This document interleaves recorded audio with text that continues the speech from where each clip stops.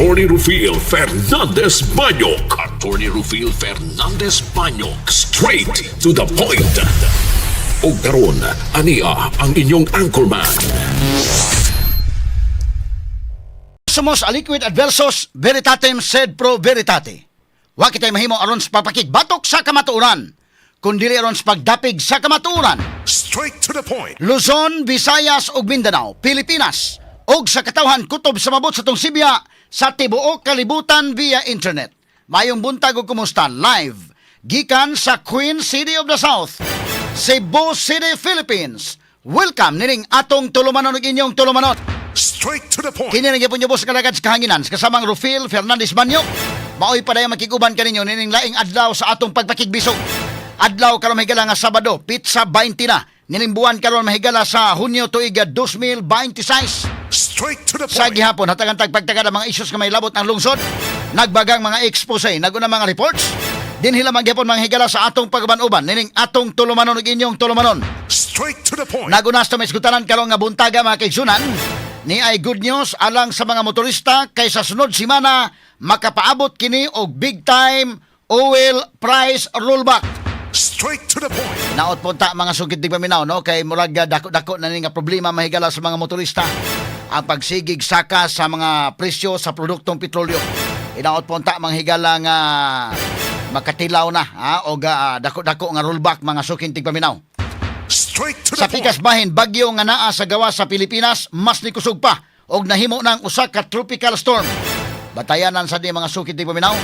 Nahimutang kini 1,665 kilometros silangan nga habagatang silangan sa bahin sa Luzon o gibana-bana nga mosulod sa Par karong gabi o ugma sa sayo sa kabuntagon. Straight to the point. So another ning batayanan mahigala karong gabi or ugma no. O gunya gibana-bana nga mosulod kini, posible nga maabot pa kini sa typhoon category ugmang adlaw. Subay nini gibutyag sa pag-asa nga posible kining mupakusog sa hanging habagat. Straight to the point. Nakatalig pagtagad do butaga sab sa atong pagbanuban nining atong tulumanon ug inyong tulumanon. Straight to the Sa laing point. bahin Cebu City Mayor Nestor Achibal ni tataw nga wa pa kini makadawat sa cease and desist order sa DENR aron hunungon ang paglabay og basura sa transfer station diha sa South Road Properties kun SRP.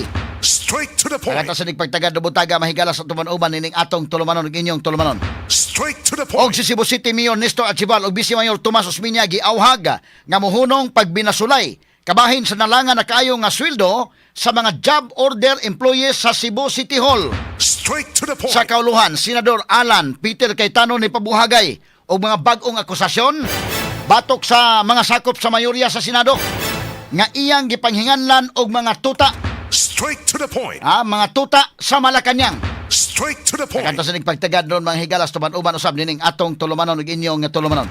Straight to the point. Samtang civil society groups na balaka kung si Senador Chis Escudero maoy mahimong presiding officer sa impeachment trial batok ni Vice Presidente Sara Duterte. Straight to the Tungod point. kini sa giingong paglangan-langan ni Escudero sa proceedings sa unang impeachment ni Duterte sa niaging tuig. Straight to the point. So kana mahigala ilang gipilian si Chis Escudero mahigala mo ilang napilian inday ken. Pwede man sad og pangilinan mo ilang pilion.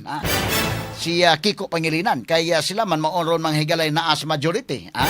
Okay sa may mo preside dili maka-preside mahigala si Win Gatchalian labi na aning panahon na mga kagalaan nga impeachment more on gi-convert nimo ang Senate into an impeachment court. So mas maayo na may mga abogado nga naa diha dili man na mahigala nila pa-preside si Cayetano, ang duha ka Cayetano kay kontrapartido man Sila may nag-control mahigala sa mayorya. So ang pilian na si Kiko Pangilinan o si Chis Escudero. Ay din lang duha, okay lang aday. Pero maingon sila nga si Kiko Pangilinan, di okay. Basta importante nga madayon na mga higalang impeachment ni Vice President Sara Duterte gumikan kay bisan pa mahigalag unsaon mga kagalaan move man gyud ang heaven and earth mga higala nga madayon gyud. Ipadayon na, why problema? Manan-out tag salida nga impeachment, pero ipadayon sad ang salida mahigala sa flood control. Kaya nga naman ang mga tao mga kigalaang Pilipinon dili man na mga bugo. Kasabot man na mga sugid ti paminaw nga selective justice nang mahitabo.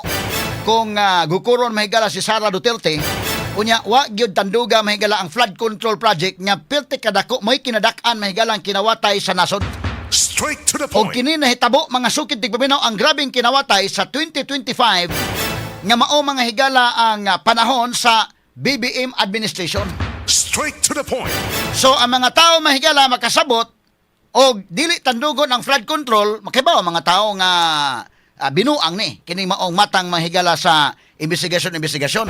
Dili ni accountability, kundi purely pamulitika ra ni.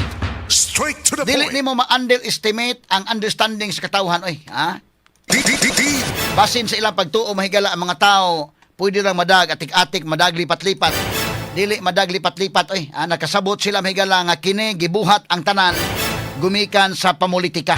Straight to the point. Kaya nga naman kining flood control investigation mga sukit di paminaw. Kaya ang ebidensya mahigala mo padung sa Malacañang, di nila imbestigaron. Straight to the point. Nangita sila mahigala ang ebidensya nga padung yung Sara. Straight to the Pero point. mapadung kan sa Malacañang, bisa pa di pa moabot nitong BBM. Naana sa doorstep sa Malacañang.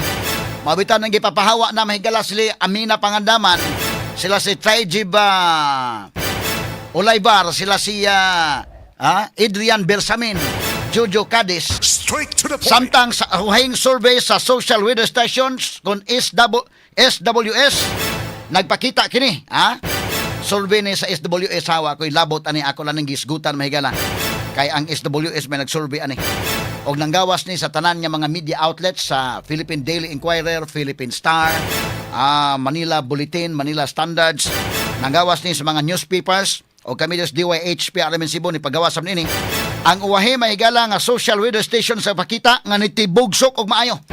Sa -13, record low poor ang net satisfaction ratings administrasyon ni Presidente Bongbong Marcos. Straight to the point. Sa niaging buwan kini mahigala nga survey, matod pa mahigala ang pagpahigayon ini. Straight to the Kini point. guban pang mga eskwelaran niyo mabati exclusive over DYHP RMN Cebu 612 sa dial sa inyong mga radyo sa 93.9 IFM.